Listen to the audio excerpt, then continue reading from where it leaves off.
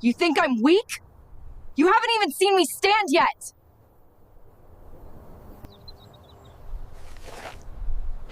You just made a big mistake.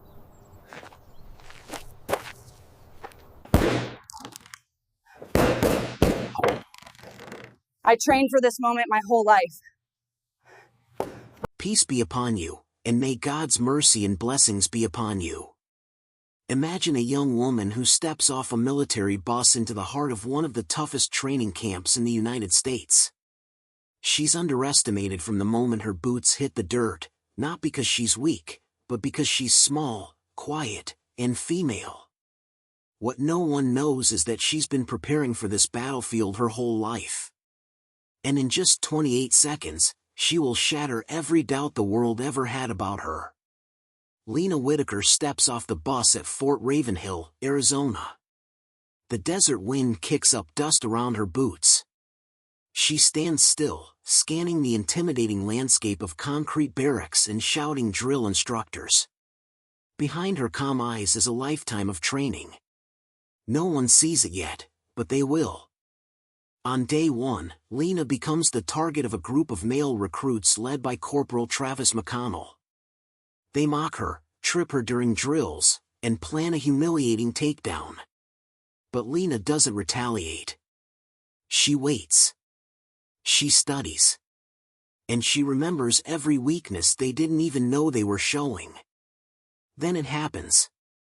In front of everyone, Lena takes on the 5 of them in a training demo meant to humiliate her.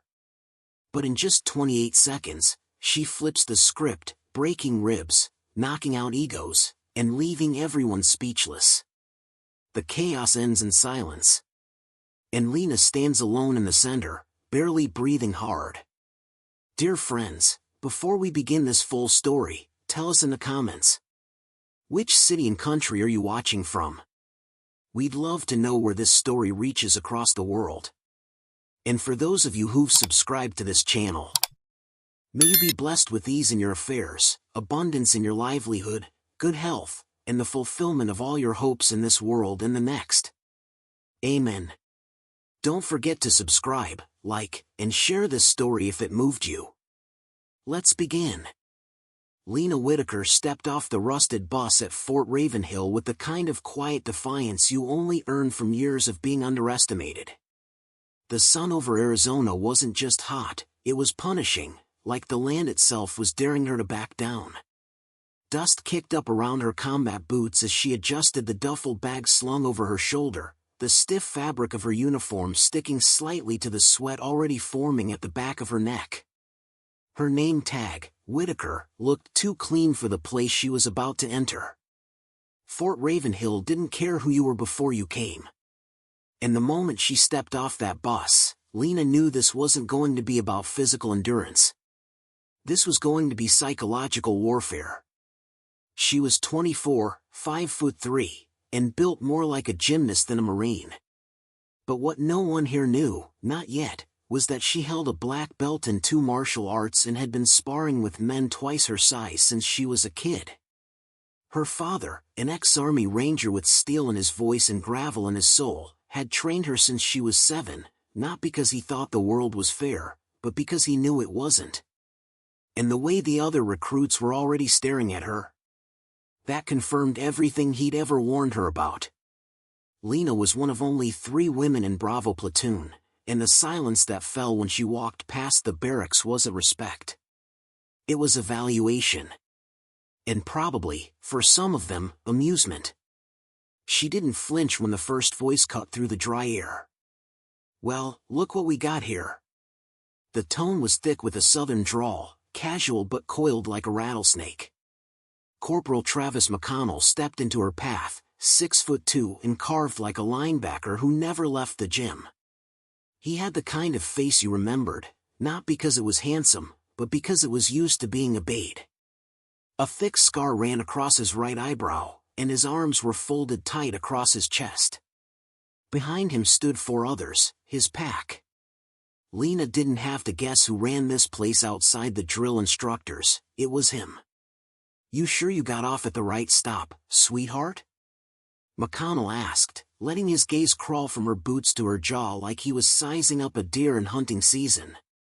Cheer camp's back in Phoenix, I think. His friends, Santiago Tank Rivera, a wall of muscle and tattoos, Eli Granger, pale and wiry with eyes that looked like he enjoyed watching things burn, Brett Donovan, all wrestlers' confidence and smirks, and Miles Duvall, silent and calculating, laughed loud enough to draw attention. Other recruits turned to watch, some curious, some already grinning, eager for something to break the tension of day one. Lena didn't react. That was rule number 1, never let them see what gets under your skin. Instead, she offered a curt nod and moved to walk around him. But McConnell shifted, blocking her again. "You deaf, princess? I asked you a question." Her gaze lifted, calm and cold, eyes meeting his without even a flicker. "You're not my superior, Corporal," she said, voice flat and sure. "We're all recruits here." That was the first crack in his armor. It didn't show in his expression, but Lena saw it. The tightness in his jaw. The way his pack stopped laughing. In that moment, she knew what she'd just done. She'd painted a target on her back. As she walked toward the barracks, the dust swirling around her boots like ghosts of others who'd come and failed, Lena knew this place wasn't going to beat her physically. It was going to try and bleed her spirit.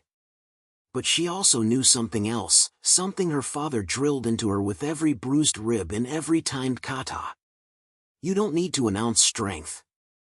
Just make sure when it comes, no one ever forgets it. That sentence echoed in Lena's mind as the heavy metal door to barracks C slammed shut behind her.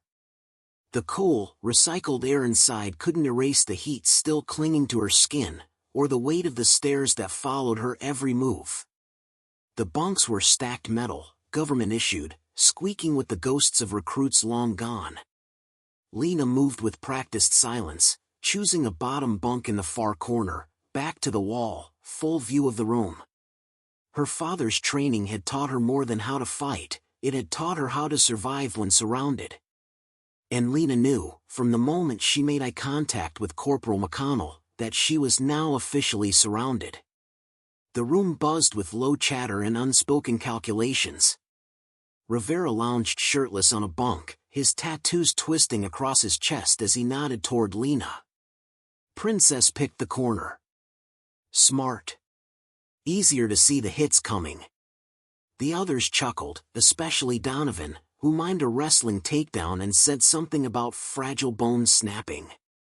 Granger was quieter, always quieter, sitting cross-legged on his bunk scribbling into a small, black notebook that no one ever saw the inside of. He didn't talk much, but his smile when he looked at Lena was all kinds of wrong. Duvall sat apart from the others, reading something dense and philosophical like he wanted people to assume he was better than the rest, but Lena noticed how often his eyes flicked toward her footlocker. Day 1 ended with a cold shower and a meal that barely passed as edible. The mess hall was sterile and loud, filled with yelling and metal trays clanging against plastic. Lena kept her head down, focused on the food she wasn't tasting, while whispers pulsed all around her like static electricity.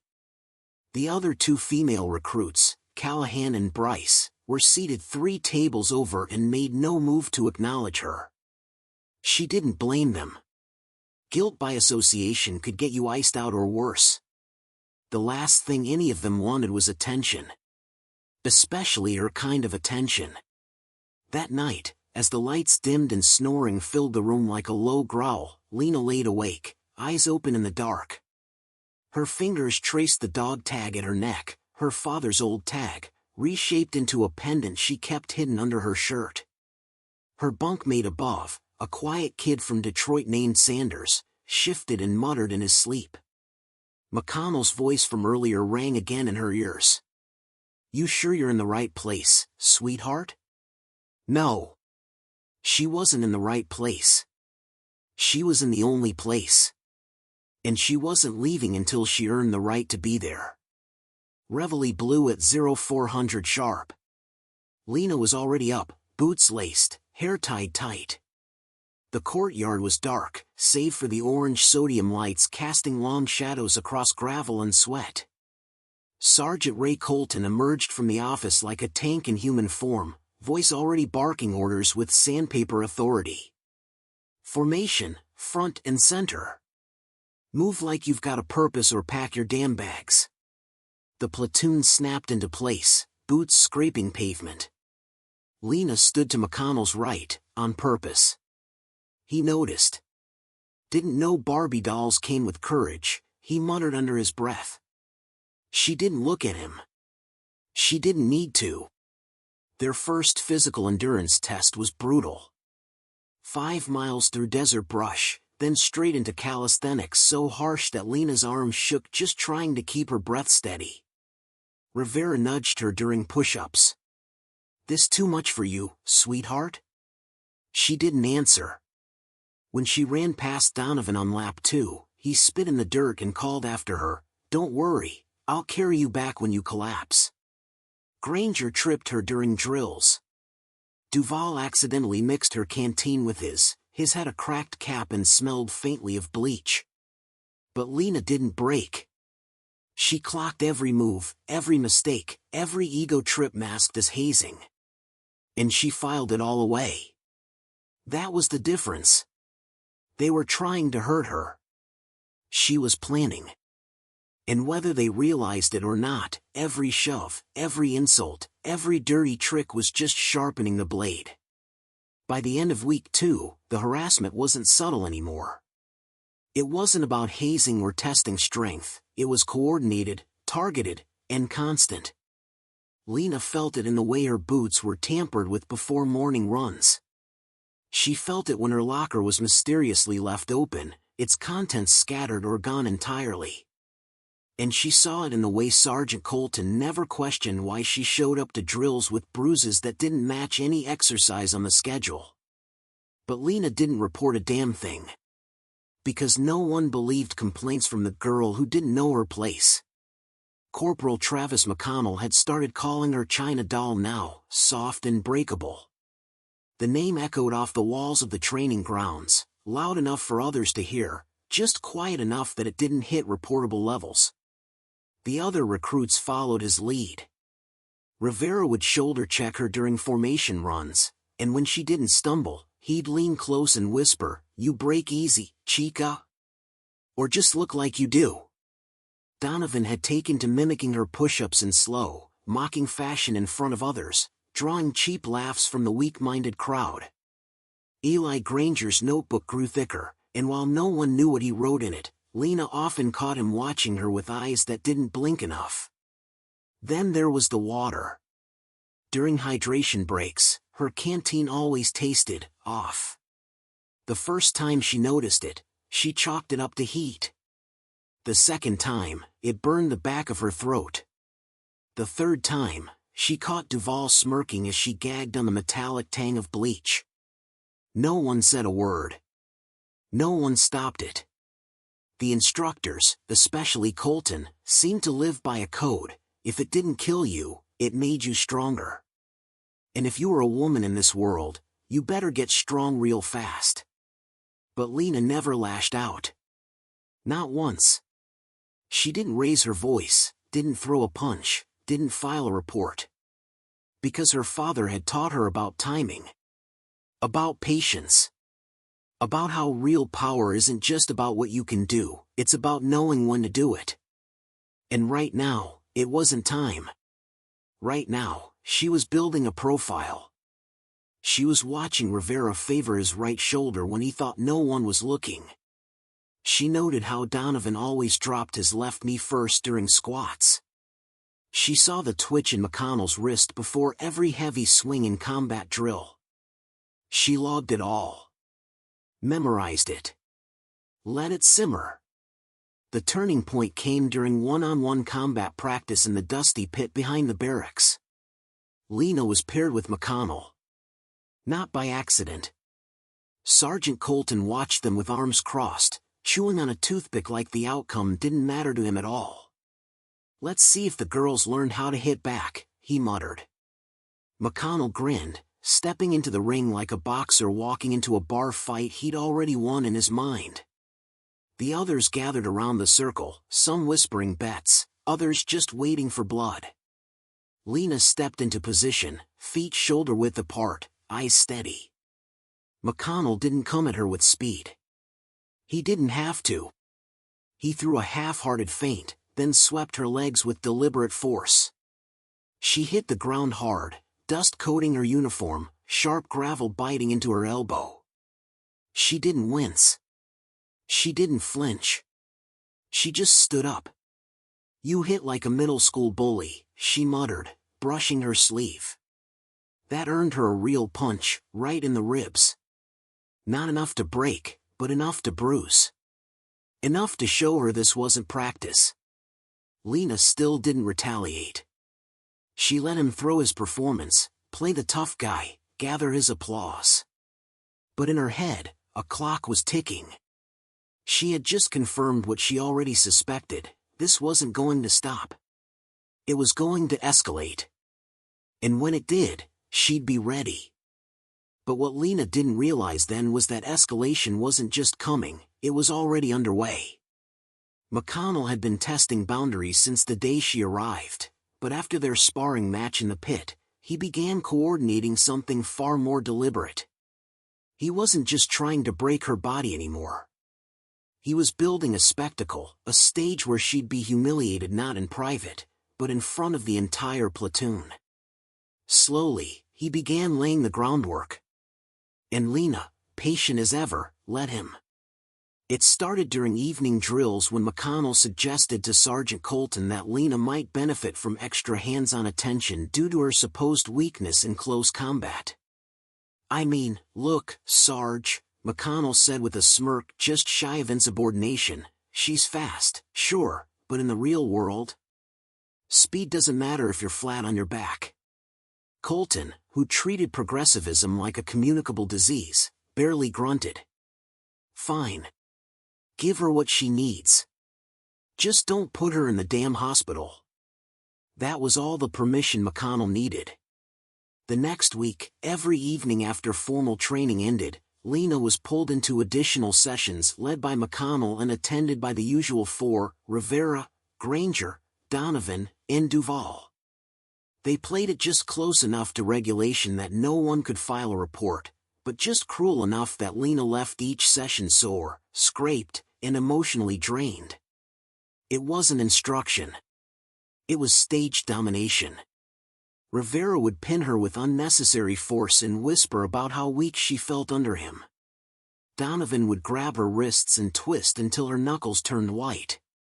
Granger took pleasure in pointing out every failed counter, as if reading aloud from some twisted checklist. Duvall never touched her, but he always watched, arms crossed, eyes hungry. Lena never gave them the reaction they wanted. No crying. No quitting. No flinching. Even when her knees buckled from a hard slam or her wrist throbbed for hours after Donovan's grip, she stood back up. She memorized their styles, their rhythms. Rivera always leaned too far forward on pins, unstable if pressured. Donovan hesitated after his third strike, predictable. Granger's balance shifted left every time he feinted. Duvall kept his dominant leg forward, weak on sweeps. And McConnell? He was a brawler, all muscle and no nuance. He left openings like neon signs. Still, the sessions took their toll. Lena started waking up in the middle of the night, drenched in sweat, her jaw clenched so tight it ached in the mornings.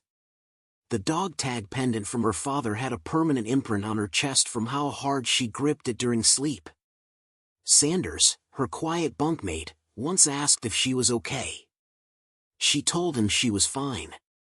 He didn't believe her, but he didn't ask again. Then came the announcement: Week 4 would culminate in a full-contact stress simulation, designed to push recruits to their limits. Chaos drills, Colton called them. Simulated combat. No rules. No breaks. You either adapt or get steamrolled. McConnell's eyes lit up when he heard the words. He turned to his crew and smiled like a wolf who just got permission to eat the sheep. Lena caught the look. She didn't need anyone to explain what was coming. This was it. The grand finale. The trap was set. McConnell had already whispered enough into Colton's ear to plant doubt about Lena's capabilities. The instructors wouldn't stop what was coming. In fact, they'd help make it happen. But what no one, not McConnell, not Colton, not even her fellow recruits, understood, was that Lena wasn't afraid of being attacked in public. She was waiting for it. Because when it finally happened, they wouldn't just lose a fight. They'd lose control. That thought fueled Lena's every breath as the sun rose on the fourth Monday of training, stress simulation day. The air was thick with anticipation and desert heat, a kind of tension you could taste. Recruits stood in uneven rows on the open training lot, gravel crunching underfoot, eyes darting from instructors to each other. Everyone knew the chaos drill was brutal, but today felt different. Today had weight. Today was for blood. Sergeant Ray Colton stood on a wooden crate, arms folded across his chest, barking the rules like a man who'd already decided who was going to survive. Today, you're going to be tested on your ability to operate under pressure, real pressure. Full contact sparring, multiple attackers, no holds barred unless I say otherwise. This is what separates warriors from cowards. His voice cut across the field like a blade. If you break, you're out. If you hesitate, you're done. If you embarrass this platoon, you'll wish you hadn't. McConnell was standing 2 paces behind Lena in formation. She could feel his breath, steady and smug. Big day, princess, he muttered low. Hope you stretched. His voice was laced with the kind of anticipation that only comes before a kill. Lena didn't turn. She didn't blink. Her heart was steady now, her mind clear. She'd been waiting for this. When Colton called her name, followed by McConnell, Rivera, Granger, Donovan, and Duvall, a ripple of whispers surged through the ranks. Everyone recognized what was about to happen. This wasn't a test. It was a setup. 5 against 1, dressed up like a demonstration. And yet, not one recruit said a word in protest. Not one instructor raised a brow. This was the culture here. No complaints. Just outcomes. Lena stepped onto the mat without hesitation, her boots silent on the chalked-up surface. Across from her, McConnell cracked his knuckles theatrically, flanked by his pack. Rivera flexed, the ink on his biceps rippling like snakes under his skin. Granger bounced slightly, eyes gleaming. Donovan crouched low, loose and grinning like he already saw her broken. Duvall stood in the back, arms folded, not smiling, not mocking, just observing, calculating. Colton didn't even pretend it was fair. Let's begin, he said flatly. No countdown. No bell. No mercy. McConnell struck first, shoving her back toward Rivera, who wrapped his arms around her waist and squeezed until the air left her lungs. Easy, easy, Rivera said mockingly, we're just getting started. He threw her to the ground, hard. The mat slapped against her spine, but she rolled with the impact, letting the pain slide off her like water on armor. Granger came next, knees aiming high, but Lena ducked just in time, catching only his shadow. Donovan tackled her low, slamming her shoulder first into the dirt. As the others circled, laughing and taunting, Lena's world slowed down. She wasn't overwhelmed, she was observing. Their timing, their spacing, their arrogance. She let them move her like a rag doll because every move gave her data. McConnell's stance was too wide. Rivera's right side was stiff. Granger favored his left foot. Donovan overcommit every takedown. Duvall stayed clean, he was saving himself for something. Lena rose again. Her lip was bleeding now. She didn't wipe it. She tasted iron, and she let it sit on her tongue. This wasn't pain. This was permission. Her time was coming. And when it did, it wouldn't just be about fighting back, it would be about finishing something. Lena stood in the eye of the storm, blood on her lip, sweat glistening on her forehead, surrounded by 5 men who thought they were in control. But they hadn't realized something critical. The moment they all entered that ring, they handed her the permission she had been waiting weeks to earn. Permission to stop pretending. Permission to stop holding back. Permission to end this. McConnell stepped forward again, cocky and reckless, lining up a haymaker like he was in a barroom brawl. "Time to teach you your damn place, Whitaker," he said with that crooked smile that always made her stomach twist. But this time, Lena didn't move defensively. She didn't step back. Instead, she smiled. Just a slight shift at the corner of her mouth. The kind of smile that said you're too late. McConnell hesitated for half a second. Enough. Lena's left foot planted hard into the mat, and in one fluid, devastating motion, she ducked under his swing and twisted, slamming her elbow straight into his ribcage. Not a wild hit. A calculated strike. Precision. Impact. A sound like a thick stick snapping echoed through the air as McConnell doubled over, gasping. Rivera came next, bellowing as he charged. Lena sidestepped, letting his mass sail past her, then pivoted sharply, driving her heel into his injured shoulder, the one he always favored. He screamed, dropped to one knee, and clutched his arm. The crowd around them was no longer laughing. They were silent. Stunned. Watching history write itself. Granger lunged from behind. She spun, caught his forearm, and redirected his momentum straight into the mat. He hit hard, the wind knocked out of him, eyes wide with disbelief. "Not in your notebook, huh?" she muttered. Donovan tried to tackle her like he always did, head low, shoulder aimed. She timed it perfectly. Dropped her center of gravity and used his force against him, flipping him over her hip in a textbook judo move that left him sprawling, breathless, staring at the sky. Only Duval remained. Still standing. Still watching.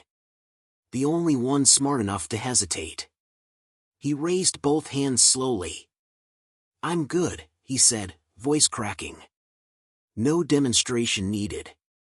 Lena didn't move. She didn't have to. The message had already been delivered. It took 28 seconds.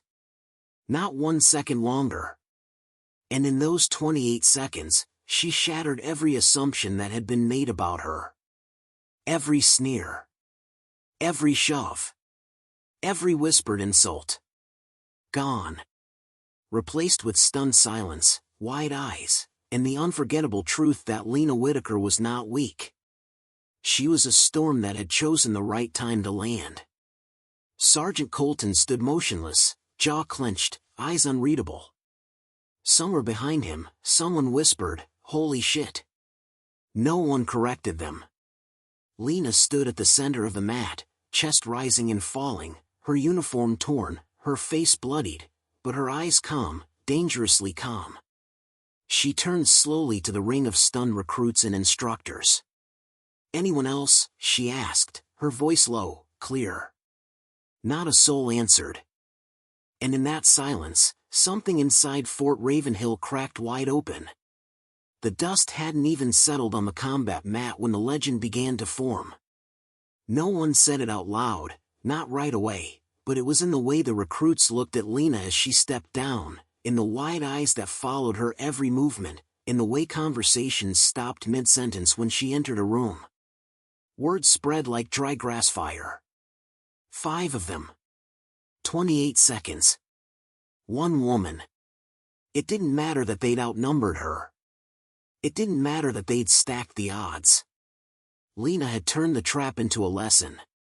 And now everyone wanted to talk about what they saw, even if no one had the courage to say it in front of the instructors. In the medical bay, the fallout was just as loud in its quiet. McConnell had 2 cracked ribs and a bruised ego so black and blue he refused to make eye contact with anyone. Rivera had a dislocated shoulder. Donovan might have had a concussion, he couldn't remember what day it was.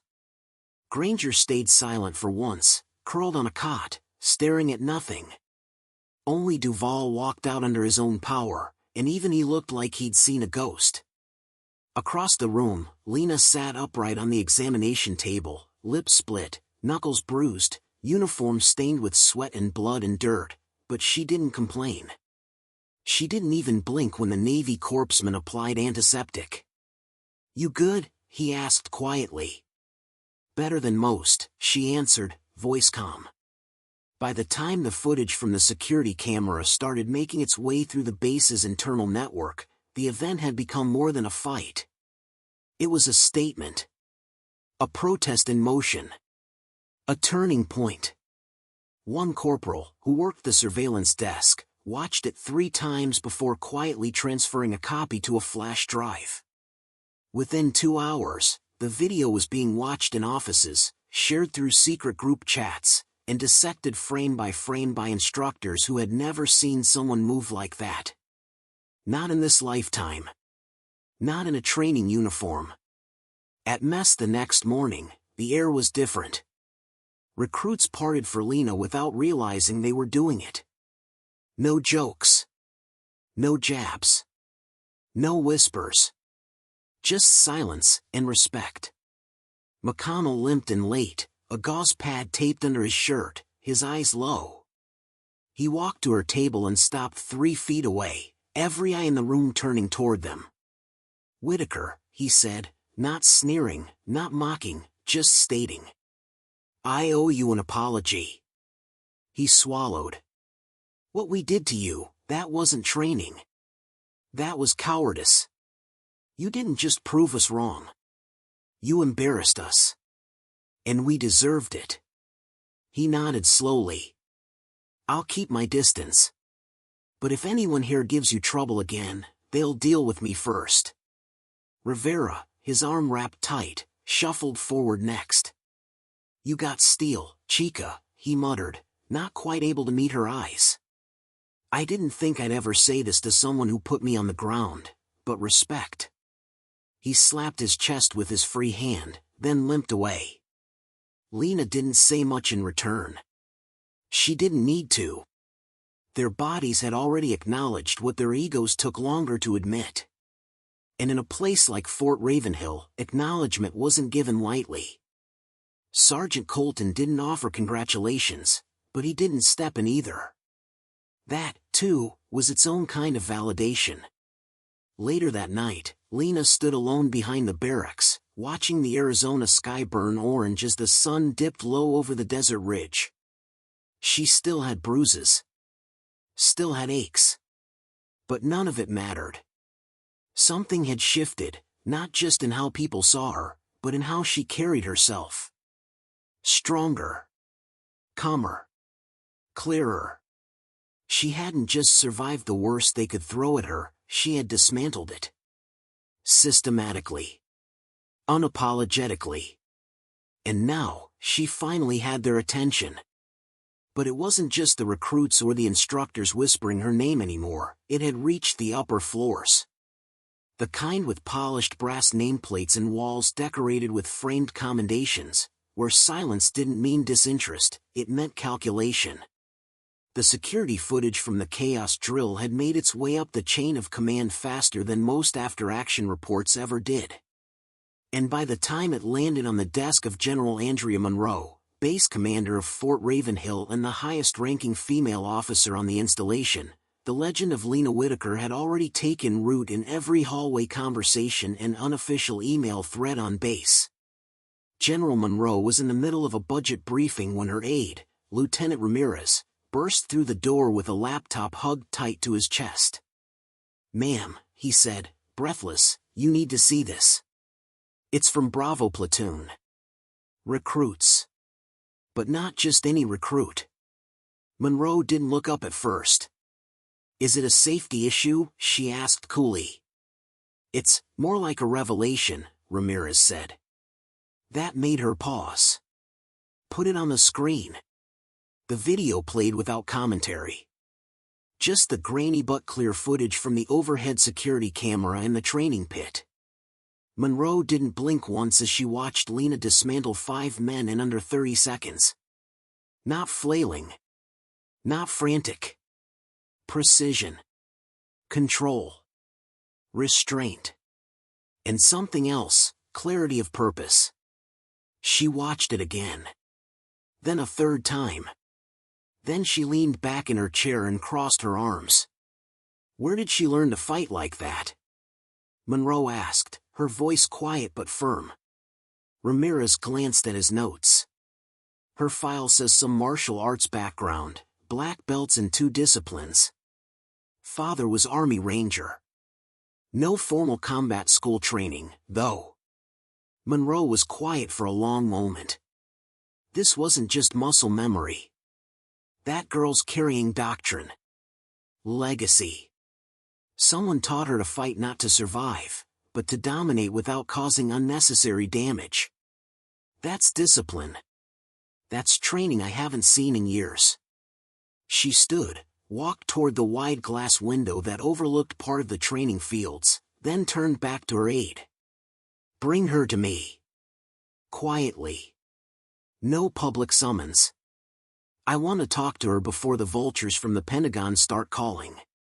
And just like that, Lena Whitaker, recruit number 187, had become an item of interest not just in a barracks or among a squad, but to someone who helped shape policy and restructure systems. Lena was called to headquarters under the guise of a routine follow-up. She walked into the building with dried scabs on her knuckles and a tired calm in her eyes. The lobby was silent, the receptionist overly polite. When she stepped into General Monroe's office, she expected sharpness, maybe skepticism. What she got instead was curiosity and respect. General Monroe, a black woman in her mid-50s with silver-threaded hair and eyes sharp enough to read intent across a battlefield, sat behind a clean desk, the screen behind her frozen on the final frame of Lena's takedown. "Sit down, Whitaker," she said, not unkindly. "I've been watching that clip for 2 hours. You mind telling me who trained you?" Lena hesitated. "My father, ma'am. He started when I was 7. Said I'd have to be twice as good just to be considered equal. So he made sure I was." Monroe smiled faintly. "Sounds like a man I'd like to have a drink with." And then she said it, "I want you to consider staying. After training ends. Not just to serve, but to teach. This corps needs a new philosophy in combat readiness. Less brute strength. More precision. More brains. And more warriors who know when not to strike." Lena didn't answer immediately. Because something deeper than ambition was stirring inside her now. This wasn't about proving herself anymore. It was about what she could become. Lena sat in the polished, wood-paneled office of General Andrea Monroe, heart pounding in a way that felt nothing like fear. This was something bigger. Something louder inside her bones. She'd spent years training to fight, months surviving Fort Ravenhill, and exactly 28 seconds earning the silence of men who once mocked her. But this moment, this offer, was the first time she'd been asked not to fight harder, but to lead. Monroe stood, hands clasped behind her back as she walked toward the large window overlooking the desert training fields. The sun was setting again, same way it had on the day Lena changed everything, but this time, the view looked different. The general's voice broke the silence. "We've got Marines who can lift twice their weight and still break under pressure. We've got officers who can lead drills but can't lead people. What we don't have enough of is instinct. You've got that. And you've earned it the hard way." She turned to face Lena, eyes sharp and unwavering. "I'm not asking for a decision right now. You finish training. Then you come back to me. I want you in the advanced instructor program. Hand to hand. Mindset. Discipline. The kind that doesn't need yelling to be heard. Lena nodded slowly. Yes, ma'am, she said, but it wasn't automatic. It came from somewhere deeper. Monroe smiled faintly, then added, by the way, the Pentagon already called. That made Lena's eyebrows rise. About me? About the footage, Monroe corrected. They wanted to know if it was real. If we'd staged it. Told them no one's that good unless they've bled for it. And you? You bled with purpose. Back at the barracks, Lena was met with a different kind of welcome. Not a standing ovation, Fort Ravenhill didn't work like that. But her bunk was cleaner than it had been. Someone had refolded her top blanket with crisp corners. A bottle of sports bomb appeared on her footlocker, unmarked. And Sanders, her quiet bunkmate, looked up from his book just long enough to nod. It wasn't much. But in a place built on silence and survival, it meant everything. That night, Lena stepped into the showers alone, the steam curling around her like a shroud. Her muscles ached, not just from the fight, but from holding everything in for weeks. She stood under the hot water until it stopped hurting. Until it stopped being about revenge. Because it wasn't about McConnell, or Rivera, or anyone else anymore. It was about what she would do with this power now that it had a name. A place. A future. Later, while others snored and turned in their sleep, Lena sat on the edge of her bunk with her father's dog tag resting in her palm. Her thumb ran across the etched steel, again and again. She remembered his voice, gravel and smoke. Never swing to prove a point. Swing to protect something worth it. And for the first time, Lena believed that she was something worth protecting too. She didn't know what came next. Not exactly. But she knew it wouldn't be quiet. And she was right. From the moment Lena stepped back onto the training grounds the next morning, everything had shifted, subtly, but unmistakably. The recruits who once flinched at the sound of her boots now made room without being asked.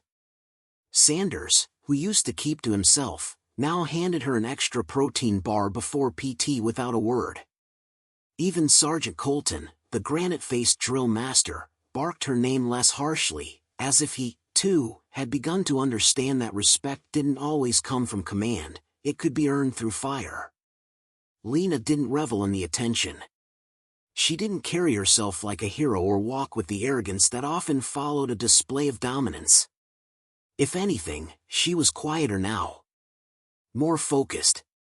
She trained harder, ran faster, and struck with more precision than ever. Not because she needed to prove anything, but because now she could. And there were eyes watching her constantly, other female recruits, the quiet ones, the cautious ones. Their glances weren't full of fear anymore. They were filled with hope. It started with Callahan. She approached Lena during gear check, voice low, posture uncertain. They used to call me tag-along behind my back, she muttered. Now they don't say anything. I think that's your fault. Lena didn't respond with pride. She simply said, good. Now take that silence and fill it with something useful. Bryce followed next, then a third girl from Delta Platoon. One by one, not with fanfare, but with steady steps, they came to her, not for rescue, but for direction. Monroe kept her distance in public, but Lena could feel the general's presence in the shifting winds of the base. A change in posture during lectures. An updated curriculum printed in binders. The phrase discipline before dominance written in bold on the whiteboard during morning ethics class. Monroe had lit the match and Lena had become the spark that caught. But not everyone was pleased. There were instructors who muttered behind closed doors, veterans who said she got too much attention for one fight, and junior officers who feared what it meant to praise restraint over raw aggression.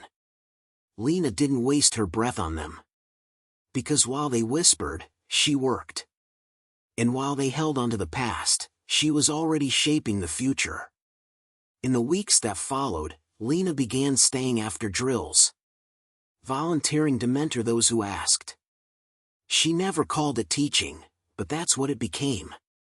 Her lessons were sharp, tactical, but grounded in control. "Anyone can throw a punch," she said one evening, demonstrating a counter move on a wooden dummy in the open yard. "But a rail fighter decides when not to. That's the part they'll never see coming." Even McConnell, still recovering, kept his word. He didn't speak much, but when he passed her in the hallway, he nodded once, subtle, but undeniable. It wasn't just submission. It was acknowledgement. And for the first time since she arrived, Fort Ravenhill felt less like a battlefield, and more like something worth staying for. That sense of belonging didn't come from medals or ceremonies. It came in glances, gestures, nods in the hallway that meant "you're one of us now." Lena didn't chase the title. But like everything else she'd earned here, it came to her anyway. By week 11, the instructors stopped calling her Recruit Whitaker and started referring to her as Whitaker with a tone that carried weight, not sarcasm. And when Sergeant Colton announced her name for final evaluations, there was no skepticism in his voice, only expectation. The final phase of training was different for Lena. Not because it was easier, it wasn't. It was just no longer about surviving. It was about refining. The obstacle courses didn't break her. The marksmanship drills didn't rattle her. Even the simulated hostage extractions felt less like tests and more like choreography. She moved with intention, not desperation. And others followed that rhythm. Even McConnell, still slower than before, matched her stride during group drills. The air between them had shifted, not warm, not friendly, but aligned.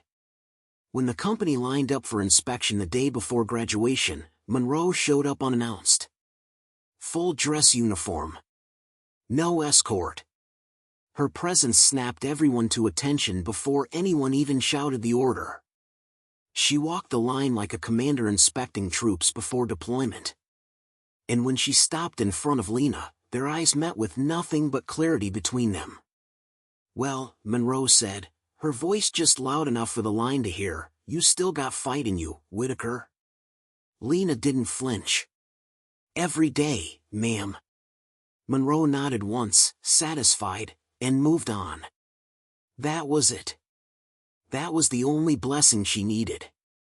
Graduation day came with flags snapping in the wind, polished boots on dry dirt, and the kind of tension that only comes from people about to become something else.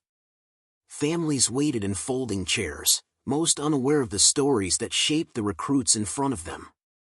Lena stood in the front row, shoulders squared, chin high, uniform flawless. She had no family in the crowd. No signs, no cheering section. Just the echo of everything she'd endured to get here. When names were called, and ribbons pinned, the applause was thunderous for some. But when Monroe stepped forward to hand Lena her final commendation, there was a moment of silence that hit deeper than any cheer. Not out of neglect, but reverence. The general shook her hand firmly and leaned in. "You didn't just finish the course," she said quietly. "You redefined it." And just like that, Lena Whitaker, once the girl they underestimated, became the Marine they now measured others against. It didn't take long after graduation for her next path to open. 3 weeks later, she was back at Fort Ravenhill, this time not as a recruit, but as an assistant instructor in the Advanced Hand-to-Hand Combat Program. The nameplate outside the training bay hadn't been changed yet, but inside, everyone knew the difference. Lena no longer wore the burden of proving herself. Now, she carried the responsibility of elevating others. The first day she stood in front of a new class, Lena wore a plain green training tee and combat pants, no rank on display, no medals. Just her name stitched over her heart. 30 fresh recruits stared at her, wide-eyed and unsure. Some had heard the stories. Some hadn't. But all of them felt it, that rare intensity that doesn't come from volume or threats, but from someone who had been there and come out harder. She didn't raise her voice to get attention. She didn't need to. "Welcome to your first real day," she said. "This isn't about brute strength. This isn't about who yells the loudest or hits the hardest. This is about discipline. Control. Precision. You want to survive out there? Then you listen and hear." She paused and stepped forward. "Forget what you think you know about fighting. We start over today." Among the recruits stood a young woman named Reyes, small, wiry, too quiet for her own good. Lena watched her the same way she once watched Duval, mapping body language and intention. Reyes reminded her of herself, underestimated, untested, but burning beneath the surface. During drills, Lena walked past her and adjusted her stance, not with correction, but with guidance. "You're stronger than you look," she murmured. "Now stop trying to shrink." At the edge of the mat, Sergeant Colton leaned against the wall, arms folded, watching Lena with a mixture of disbelief and reluctant pride. He didn't say a word. Didn't need to. She'd earned her space in that arena with more than fists. She earned it by staying. McConnell, now assigned as a logistics officer, had stopped by briefly. Not to speak. Just to watch. And when Lena passed him on the way to the equipment room, he gave her a quiet nod and said, "Hell of a thing you're doing in there." She replied with a smirk. "It's only hell for people who deserve it." That night, Lena sat alone again, back on the wooden bench outside the barracks. Same place she'd sat on her first day, sweating under the Arizona sun, wondering if she'd survive this place. Only now, recruits passed her with salutes instead of stares. Some even stopped to ask questions. One young man with a busted lip asked, "Ma'am, how do you stay calm when everything's falling apart?" Lena looked him in the eye and said, "You remember what matters. And you don't waste breath on anything that doesn't." She didn't realize it yet, but her legend was no longer just a story passed between bunks. It was becoming a doctrine. A way of thinking. And tomorrow, when those recruits woke up sore, scared, and uncertain, her voice would still be ringing in their heads. And that's when Lena realized, she had become something she never trained for, a symbol. Not just of strength, but of transformation. Her fight had never been about fame, never about revenge, it had always been about claiming space in a world that tried to push her out of it. And now, that space had become a foundation others could stand on. Weeks passed. Then months. Lena's name no longer whispered, it was spoken. Instructors referenced her form during drills. New recruits were told stories not to intimidate them, but to inspire. The video of her 28-second takedown was used in internal training briefings across bases, labeled, "Controlled Response Under Pressure." Her face never showed up in any official posters. But in every corner of Fort Ravenhill, she was the standard. Sergeant Colton eventually approached her with something he never gave out freely, praise. He waited until the mat was empty and the sweat had dried from another night of brutal repetition. "You proved me wrong," he said, arms crossed, voice low. "That doesn't happen often." Lena gave a small shrug. "Maybe you weren't wrong. Maybe I just wasn't done becoming yet." Colton nodded, gruff and unreadable as ever, then walked away. But for Lena, that nod might as well have been a salute.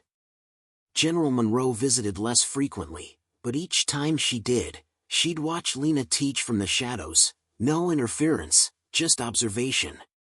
Then she'd leave the same way she came, silently, efficiently, satisfied. Once, she left behind a handwritten note in Lena's locker, strength measured by restraint. Legacy measured by what you leave behind. One afternoon, Lena dismissed her class early. The Arizona sun was burning gold across the yard, long shadows stretching across the concrete. She sat alone on the wooden bench outside the training bay, same spot, same grain, same sun. Only this time, her hands were steady. her shoulders weren't carrying the weight of survival. They were carrying something deeper. Responsibility. Reyes joined her a moment later, sitting beside her without a word. Just two soldiers in silence. Then Reyes asked, quietly, "Did you ever think it would end like this?" Lena looked out toward the far fence, where the sun dipped behind the ridgeline. "No," she said. "But I never trained for an ending. I trained for what comes after." Because the truth was, Lena's fight had never really ended. It had simply evolved. From struggle to structure. From defense to doctrine. And now, as the lights came on across Fort Ravenhill and the next wave of recruits lined up for their first evening drill, her voice wasn't the only one echoing in the dust. It was joined by others, louder, younger, fiercer, but carrying the same rhythm. The rhythm of someone who knew exactly who they were, and refused to shrink. Lena stood, adjusted her shirt, and walked back toward the mats. It wasn't about being remembered. It was about making sure no one else had to start where she did. Dear friends, the story has come to an end. Thank you for watching from the very beginning all the way to the final moment. We hope this story gave you something more than just entertainment. A lesson in resilience, discipline, and the quiet power of standing your ground. Before we close this video, if you enjoyed stories like this one, please don't forget to click the like button. Leave a comment below. Share this story with someone who needs to hear it. And most importantly, subscribe to this channel so you won't miss the next powerful and inspiring stories we create for you. Thank you so much. Peace be upon you, and may God's mercy and blessings be upon you.